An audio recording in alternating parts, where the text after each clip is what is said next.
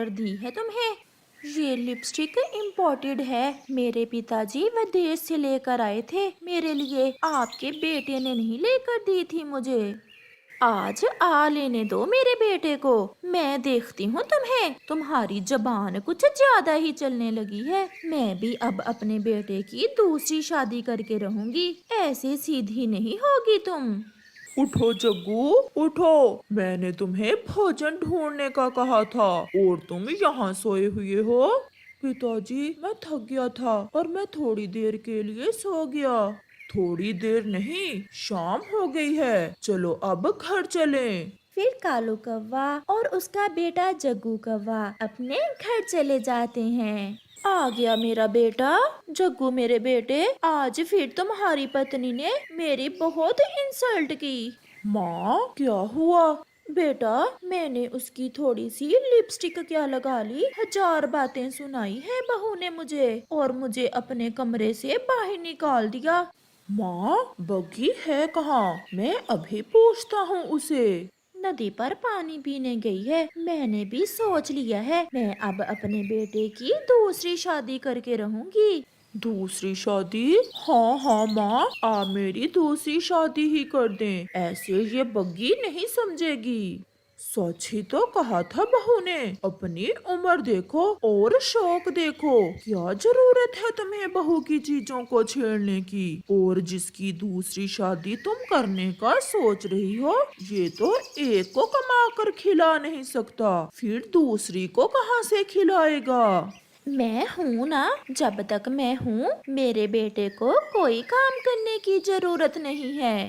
गोरी की बहू भी घर आ जाती है। बग्गी, तुम्हारी सासू माँ तुम्हारे पति की दूसरी शादी करने वाली है। अगर इतना ही बहू से प्यार है तो इसे अलग घर ले दो, मैं तो अपने बेटे की दूसरी शादी करके रहूंगी।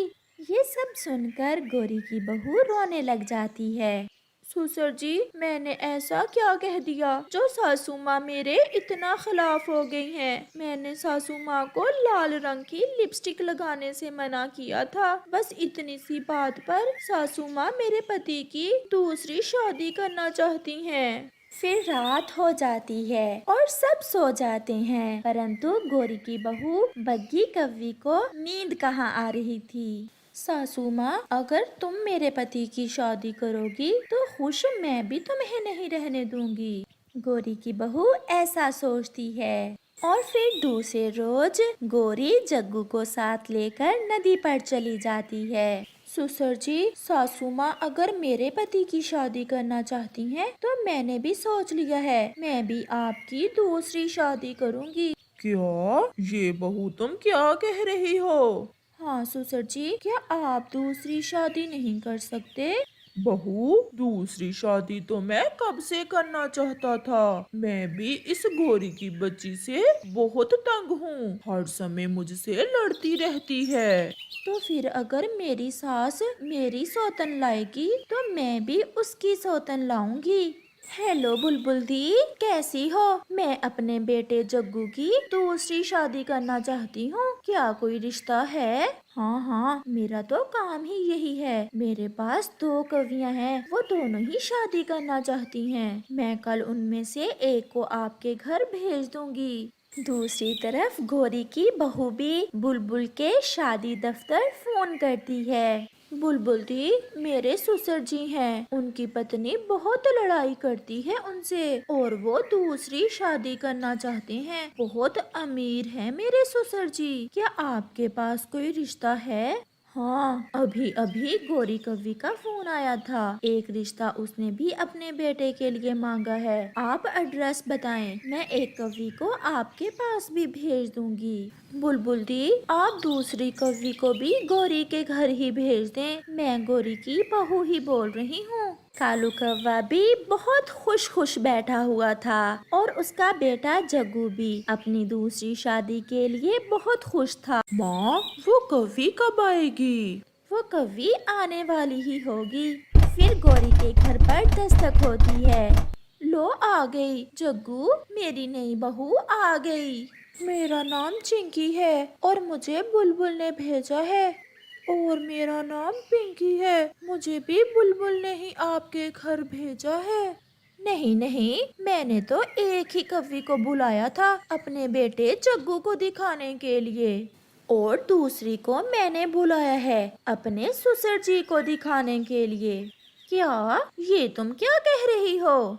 जो आपने सुना सासू माँ जी, अगर आप मेरे पति की दूसरी शादी करोगी तो मैं भी आपके पति की दूसरी शादी करूँगी।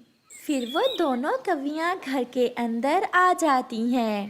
कालू, ये बग्गी क्या कह रही है? ठीक ही तो कह रही है मेरी बहू। मैं क्यों नहीं दूसरी शादी कर सकता? मैं कौन सा बूढ़ा हो गया हूँ? पिंकी, आपको बुलबुल ने कालू से मिलने के लिए भेजा है ना? हाँ हाँ, मुझे ही कालू जी से शादी की बात करना है और मैं जग्गू से मिलने आई हूँ। फिर कालू कौवा और उसका बेटा जग्गू कौवा अपनी अपनी कवियों के साथ बाहर चले जाते हैं।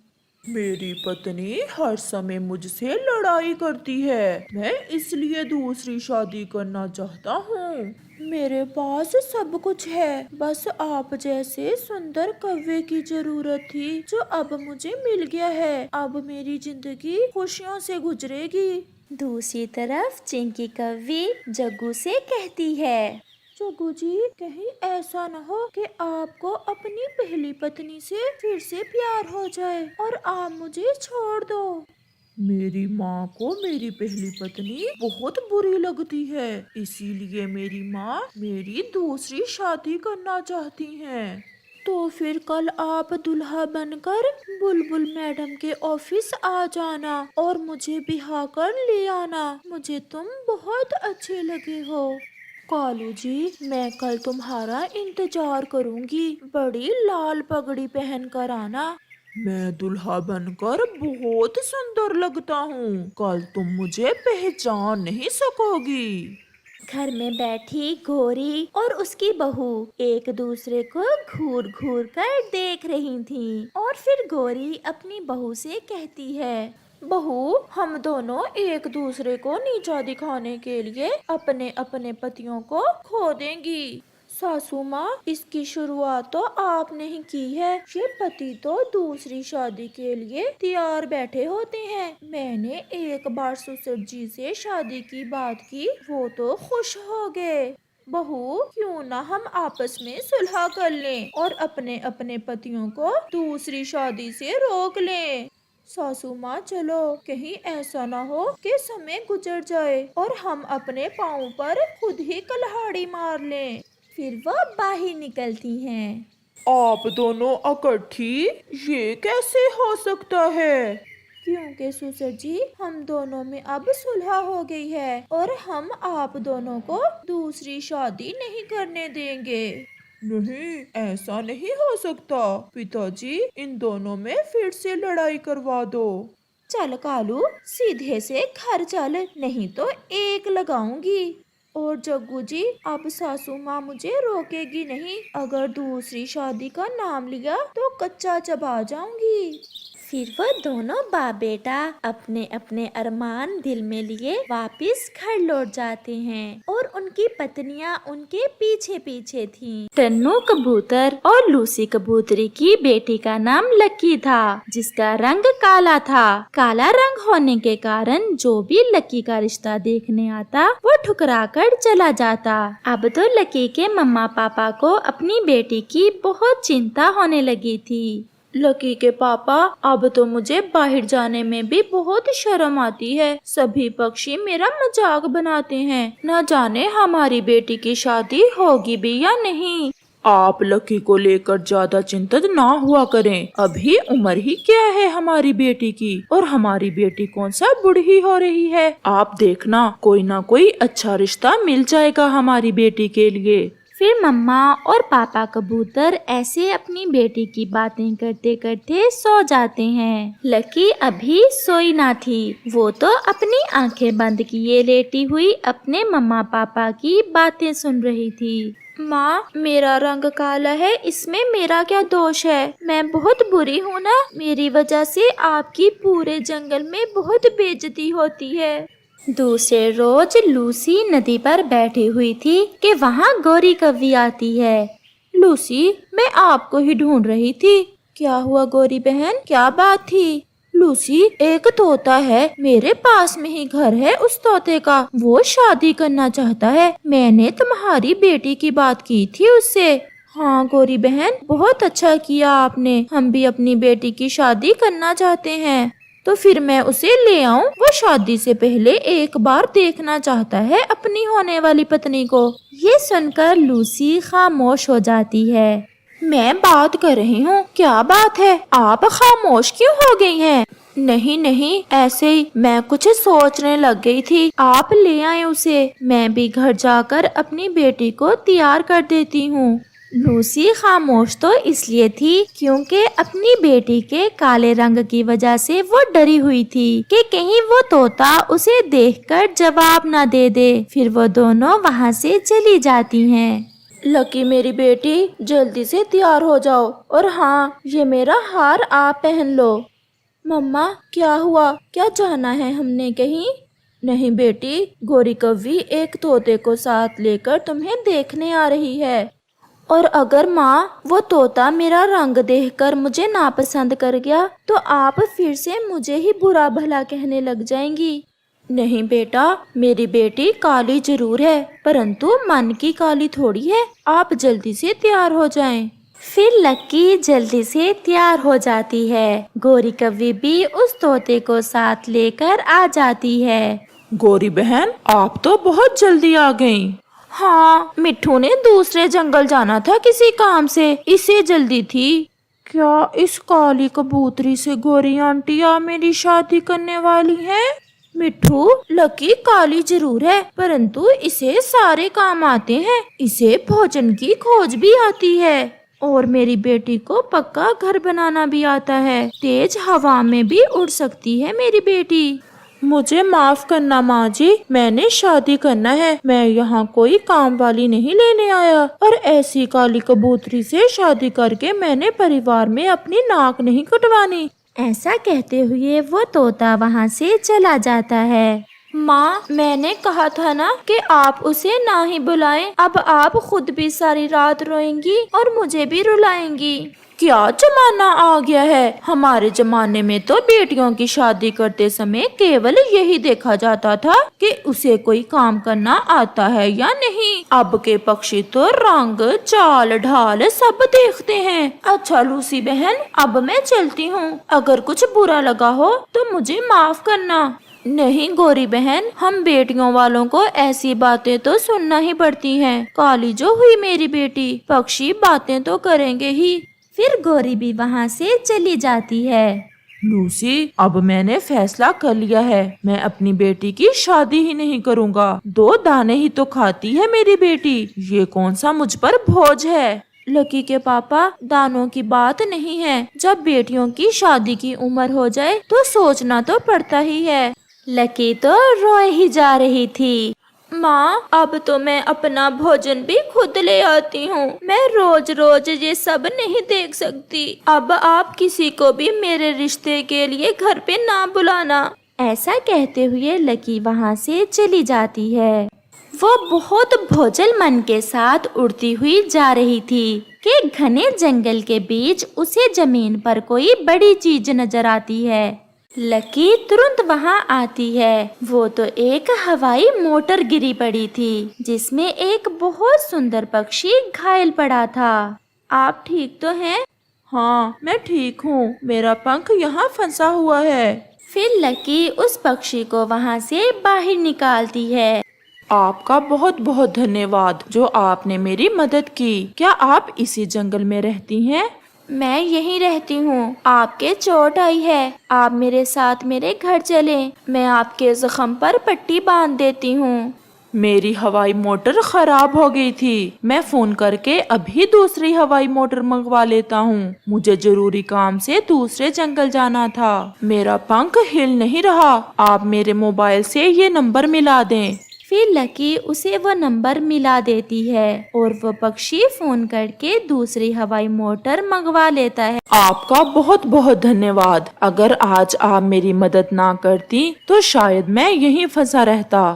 मुझे आपकी मदद करके बहुत अच्छा लगा। फिर वो पक्षी दूसरी हवाई मोटर में बैठकर वहाँ से उड़ता है। अरे ये क्या, इस बैग में क्या है? ये बैग तो वो पक्षी यहीं भूल गया। फिर लकी तुरंत वो बैग उठाकर हवाई मोटर के पीछे उड़ती है। सुने सुने, आप कुछ भूल गए हैं, ये बैग आपका। वो पक्षी हवाई मोटर रोकता है। मैं अपना बैग वहीं भूल गया था। इसमें तो मेरे सारे कारोबार के पैसे हैं। दुर्घटना के बाद आप घबराए हुए थे ना, इसलिए आप ये अपना बैग भूल गए। आपका नाम क्या है? लकी, लकी है मेरा नाम। आप जैसा ईमानदार पक्षी मैंने पहले कभी नहीं देखा। मैं फिर आपसे जरूर मिलूंगा। अभी मुझे जल्दी है। ऐसे वो पक्षी फिर से उड़ता है। लकी भी अपने घर चली जाती है। बहुत अच्छा किया बेटी, जो आपने उस पक्षी की मदद की। और माँ, उस बैग में तो ढेर सारे रुपए थे। वो बहुत अमीर पक्षी था। हमें क्या लालच बेटी उसके रुपयों का। आपने उसकी मदद की, बहुत अच्छा किया। जो दूसरों की मदद करता है, भगवान भी उन्हीं की मदद करता है। अब जल्दी से मेरी बेटी की कहीं अच्छी सी जगह पर शादी हो जाए, बस यही एक इच्छा है मेरी। माँ, फिर वही बात, मैंने नहीं करनी शादी वादी। मैं हमेशा अपनी मम्मा के पास ही रहूंगी। ऐसे ही कुछ दिन गुजर जाते हैं। फिर एक दिन वही पक्षी हवाई मोटर में बैठकर उस जंगल में आता है। वो नदी पर रुकता है। सुने जी, हमें लकी कबूतरी के घर जाना है। क्या काम है आपको उनसे? वो तो गरीब कबूतर हैं और आप तो बहुत अमीर पक्षी दिख रहे हैं। हमें कोई जरूरी काम है तो मुझे भी साथ ही बैठा ले। मैं ले जाती हूँ आपको उनके घर। मैं उनकी पड़ोसन ही हूँ। ये तो बहुत अच्छा हुआ जो आप मिल गईं। तो फिर आप आए, हमारे साथ ही बैठे। ऐसे गोरी कौवी उन्हें साथ लेकर लकी के घर की तरफ जाती है। मैं इन्हें साथ ही ले आई। ये मुझसे आपके घर का रास्ता पूछ रहे थे। लकी, ये मेरी मम्मा है। नमस्ते माँ जी। नमस्ते बेटी, आपकी आवाज कितनी मीठी है। बहन जी, आपसे कुछ मांगने आई हूँ मैं। मांगे मांगे बहन जी, हम गरीब आपको क्या दे सकते हैं? मैं आपकी बेटी को अब अपनी बेटी बनाना चाहती हूँ। मेरे बेटे को आपकी बेटी पसंद आ गई है और मेरा बेटा शादी करना चाहता है आपकी बेटी से। ये सुनकर लकी तो शर्मा जाती है। लकी, आपको कोई एतराज तो नहीं है? लकी तो अपना मुंह